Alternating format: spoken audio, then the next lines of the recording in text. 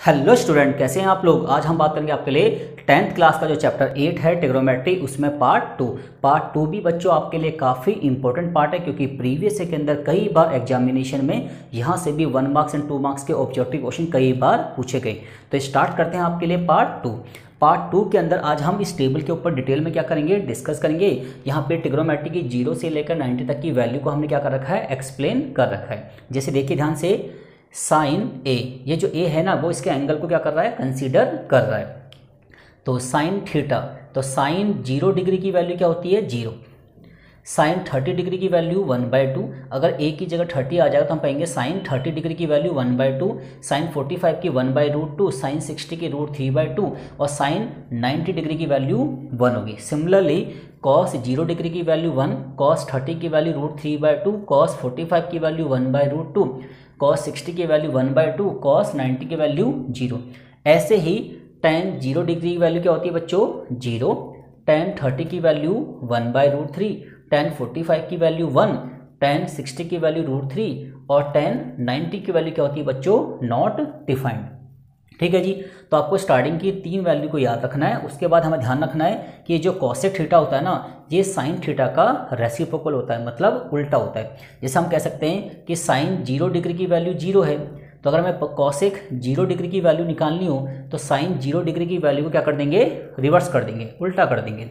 तो देखिए, तो साइन 0 डिग्री की वैल्यू अगर 0 है तो कॉसेक 0 डिग्री की वैल्यू क्या होगी, नॉट डिफाइंड। सिमिलरली देखिए, साइन 30 की वैल्यू 1/2 है तो कॉसेक 30 की वैल्यू 1/2 का उल्टा कितना होगा, 2, तो 2 आ गया।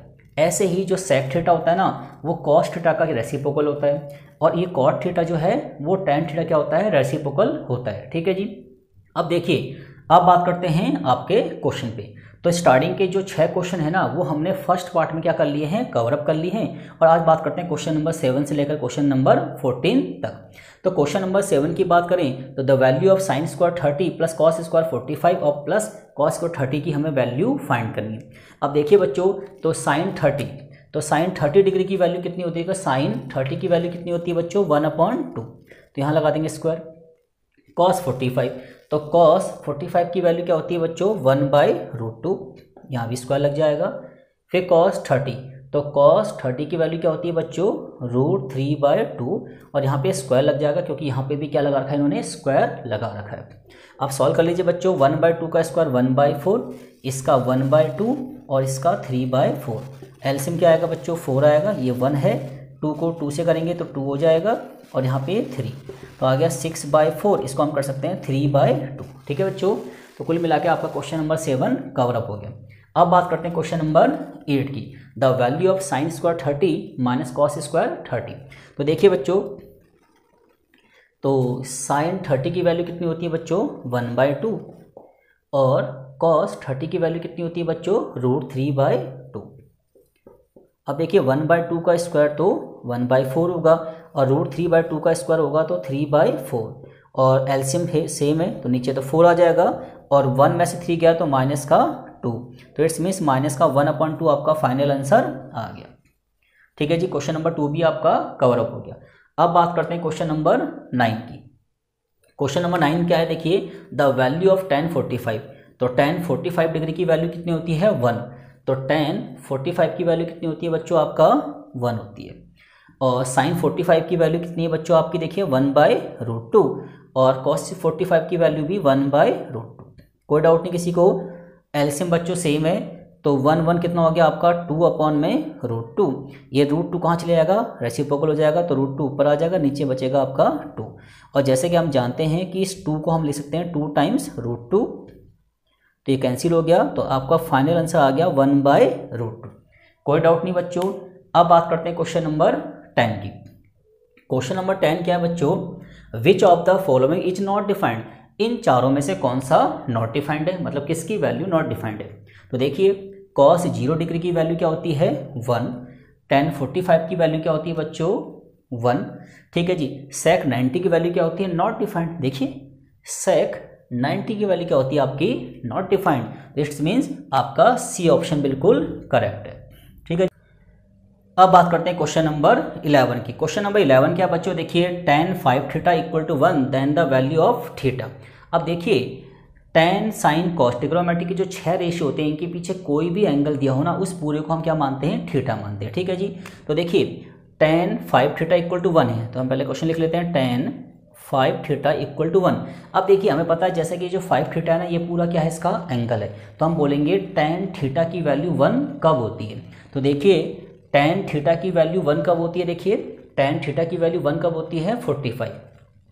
तो हम इसको ऐसे कर सकते हैं, देखिए ध्यान से देखिए बच्चों, टेन 5 थीटा, अब देखिए 1 है ना, तो हमें पता है टेन थीटा की वैल्यू 1 कब होती है, टेन 45 पे, तो हम इसको टेन 45 लिख देते हैं। अब टेन से टेन कंपेयर हो गया, तो 5 theta equal to 45 degree, its means theta equal to 9 degree.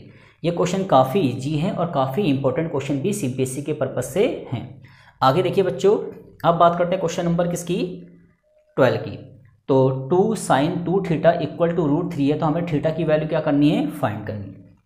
तो 2 साइन 2 थीटा इक्वल टू √3, इसको हम ऐसे लिख सकते हैं बच्चों, को 2 थीटा, ये 2 कहाँ जाएगा, इसके डिवाइड में आ जाएगा, तो √3/2 हो गया। अब हमें पता है साइन के बाद जो कुछ भी दे रखा है वो पूरा उसका क्या कहलाएगा, एंगल कहलाएगा। जैसे यहाँ पे साइन के बाद ए दे रखा है, तो ए क्या है, उसका एंगल है, तो यहाँ पे 2 थीटा पूरा उसका एंगल है। तो हम देखेंगे कि साइन थीटा की वैल्यू √3/2 कब होती है। तो साइन थीटा की वैल्यू √3/2 कब होती है बच्चों, 60 पे। तो हम इसको ऐसे कर सकते हैं, देखिए sine 2 theta equal to sine 60 degree, simple. ठीक है जी। तो साइन से साइन कंपेयर हो गया और 2 थीटा इक्वल टू 60 डिग्री, तो थीटा कितना हो जाएगा बच्चों आपका, 30 डिग्री। So easy question. ठीक है जी। ऐसे ही हम बात करते हैं क्वेश्चन नंबर 13 की। तो इफ √2 साइन ब्रैकेट में 60 minus alpha equal to 1 then the value of alpha. ठीक है जी। अब ध्यान से देखिए बच्चों इसको भी। तो क्वेश्चन क्या है, 2 sine 60 minus alpha equal to 1। तो हम इसको पहले ऐसे लिख सकते हैं, sine 60 minus alpha equal to 1/√2। अब देखिए मैंने कहा था कि साइन कॉस टेन के बाद कुछ भी आएगा वो पूरा आपका एंगल होगा, तो साइन थीटा कंसीडर करेंगे इसको। तो साइन थीटा, तो साइन थीटा की वैल्यू 1/√2 कब होती है बच्चों, ध्यान से देखिए, साइन थीटा की वैल्यू 1/√2 कब होती है, 30 पे। तो हम इसको ऐसे लिख सकते हैं बच्चों, सॉरी 1/√2 है, तो साइन थीटा की वैल्यू 1/√2 कब होती है, 45 पे। तो हम इसको लिख सकते हैं sine 60 minus alpha equal to sine 45, क्योंकि साइन 45 इक्वल टू 1/√2 होता है, तो 1/√2 की जगह हम इसको क्या कर सकते हैं, रिप्लेस कर सकते हैं। साइन से साइन कंपेयर हो गया, तो 60 minus alpha equal to 45 degree. आप 60 में से 45 क्या कर देंगे, माइनस कर देंगे, तो आपका 15 डिग्री अल्फा की क्या आ जाएगी, वैल्यू आ जाएगी। ठीक है बच्चों, क्लियर हो गया आपका। और अब बात करते हैं क्वेश्चन नंबर 14 क्या है, देखिए find the value of sine 60 into में कॉस 30 माइनस में कॉस 60 डिग्री इंटू में साइन 30 डिग्री। अब देखिए साइन 60 की वैल्यू क्या होती है बच्चों, देखिए √3/2। टेबल में देखिए बच्चों, कॉस 30 की वैल्यू सेम होती है √3/2 एंड कॉस 60 की वैल्यू होती है बच्चों 1/2 और साइन 30 की वैल्यू भी आपकी 1/2 होती है। तो √3 की √3 में करेंगे तो 3/4 आएगा आपका, 1 की 1 में करेंगे तो 1 और नीचे 2 का 4 हो जाएगा। ठीक है जी। अब देखिए एलसीएम सेम है, यहाँ 4 आ जाएगा, 3 में से 1 गया 2, तो आंसर आ जाएगा आपका 1/2। ठीक है जी। तो इस तरीके से हमने ट्रिग्नोमेट्री का पार्ट 2 भी क्या कर लिया बच्चों, कंप्लीट कर लिया। और उम्मीद है कि चीज़ें आपको समझ में आ गई होंगी। और स्टूडेंट, अगर आपको मेरी वीडियो अच्छी लगी तो इसको लाइक कीजिए, शेयर कीजिए एंड सब्सक्राइब कीजिए। Thank you guys.